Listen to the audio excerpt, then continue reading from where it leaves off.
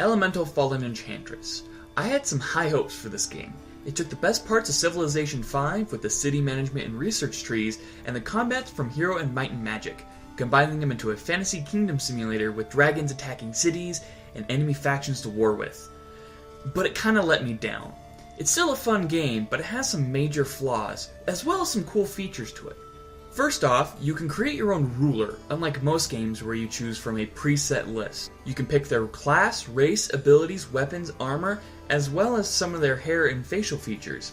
Some of them look fine and— oh god, his face! Was he burned with acid? Oh god! Oh! This is a feature I've wanted in a Civilization game for a while. Having your own avatar to represent your faction, instead of having that preset historical figure that representing it in real time. Because, in all honesty, playing as Gandhi and having the world's greatest military faction and crushing all others that resist him is pretty off-putting.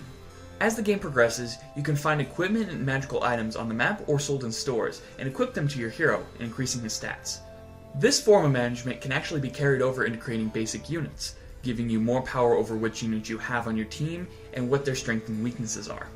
While creating your characters, you can give them different armor or weapon sets to give them different features, like if they're ranged, melee, slashing damage, blunt damage, if they have increased dodge, if they have special magical effects to them, and it gives them that different edge if you're fighting different units, because everybody has different types. You can unlock different features and different armors by the research tree in the military section. Throughout the game, if your units feel a bit weaker, you can always just upgrade them at the nearest town, and the game can automatically give them the next best upgrade that you have researched, which is a nice feature so you don't have to recreate the same unit over and over again. After you're done with their armor, you can also customize their perks, which will give them different stats like increasing their initiative speed, their attack damage, increasing damage over a certain type. So again, you can have certain units that can do certain things, which I feel is incredibly fun, and I wish more games had this feature. Just be careful. The more you add to a unit, the more expensive it's going to cost and the longer it takes for a unit to be created. So you can't just increase their speed and attack damage and give them the best weapons of the game without waiting about 30 turns to 150, depending on how big he is.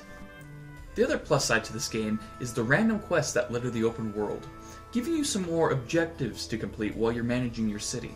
I like having these side mission features just to give me a little bit more to focus on while I'm waiting for a structure to complete or a unit to be upgraded.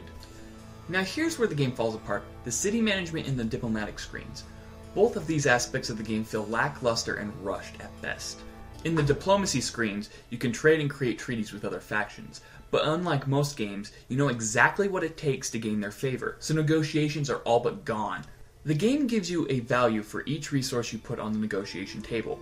And if you know what each of the resources is worth, it's just a straight trade-off, no strategy or hard decisions. Making deals with other people feels like you're buying something off the internet. Pay the set amount of money, and the deal's done. It just feels boring. The worst part is that you can't even trade units between factions, and this was a huge letdown. I want to be able to buy enemy units and attack them with their own men, or even buy heroes from other factions and gain their special abilities. It just sucks that I'm not able to jump into other people's factions and learn their technologies and kind of mix and match to certain strategies or certain abilities that they have with ones of my own. City management was another big letdown. Like in Civilization V, each city has a tile range of control, letting you build in that area and upgrade resource locations in that zone's control. You can also build upgrades in the city to improve food supplies, increase production time, and unit costs. But where this game falls short is the fact that there is no strategy to it. And this game is all about strategy, so that's no good. The game lets you put everything on a production queue, so you can just put every upgrade you possibly want in that city and let it go for about 300 turns, and then you come back and start the whole process over again.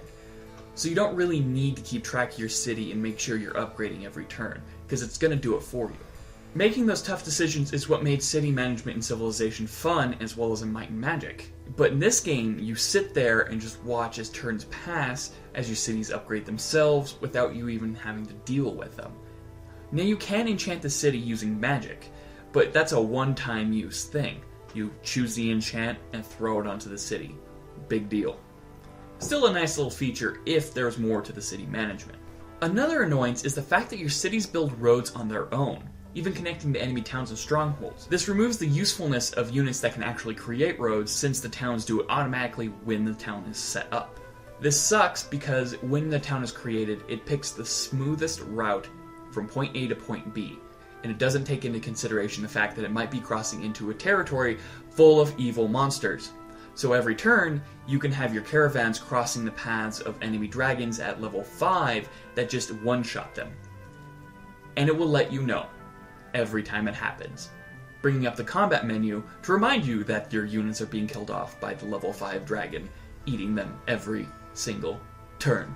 Speaking of combat, I mentioned that it resembles Heroes of Might and Magic, but where Might and Magic lets you place units onto the battlefield, like having knights in front to protect the archers in the back, this game places them wherever it feels like it's the most inconvenient. So one fight you may have your heavy armor units be on the front lines, protecting your mages, and then poof, the next match they're all the way in the back and it takes 3 turns before they can even enter combat. This can be really irritating, especially if you're fighting a boss monster, where you have to save and reload until you get a very decent spawn point. The last fight I did took about 6 tries before I could even get my units in a good position. It kept spawning my melee characters in the back and all my archers up front, so the boss would walk up and kill my archers before my melee even had a chance to protect them. Very irritating. The game also limits you to a max amount of 9 groups of units in one army, if you fully upgrade to capacity. This seems a bit annoying since the monster encounters on the map can kill most of your units in one shot, making it so your units are more valuable.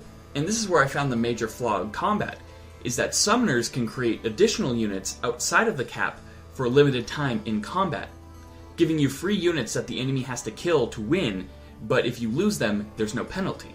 This made the game a lot easier for me, being able to Zerg rush a lot of monsters because they didn't have enough units to counteract the summons I brought into the field. And here's my gripe. If you limit a player to only a certain amount of units per army, why allow them to bring X amount of more units into the play that are expendable as well as free? It just doesn't make sense, and they should have just let you have as many units as you can in one unit, especially with the larger boss units that can just take them out in one shot.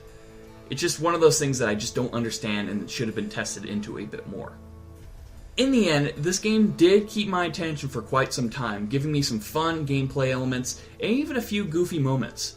Even with its flaws, I feel that it should be played just so more people can get interested in this fantasy kingdom simulator. Although the city management isn't up to par with games like Civilization and combat's a bit wonky, even the diplomat system doesn't feel quite right, it's still a fun game to fiddle around with. It's not the best game in the world, and there are better games in the genre. But if you want something a little bit different, especially scenery-wise, definitely take a look at this game, because it does have a lot of fun elements. The models in the game look really well, and the customization to units is something unique I haven't seen before. Hopefully Starduck does improve upon this and get us another sequel that can add up to a lot of features that are lackluster in this game. If they do, I surely will enjoy it a lot more than I did with this game, because I am a fan of games of this genre.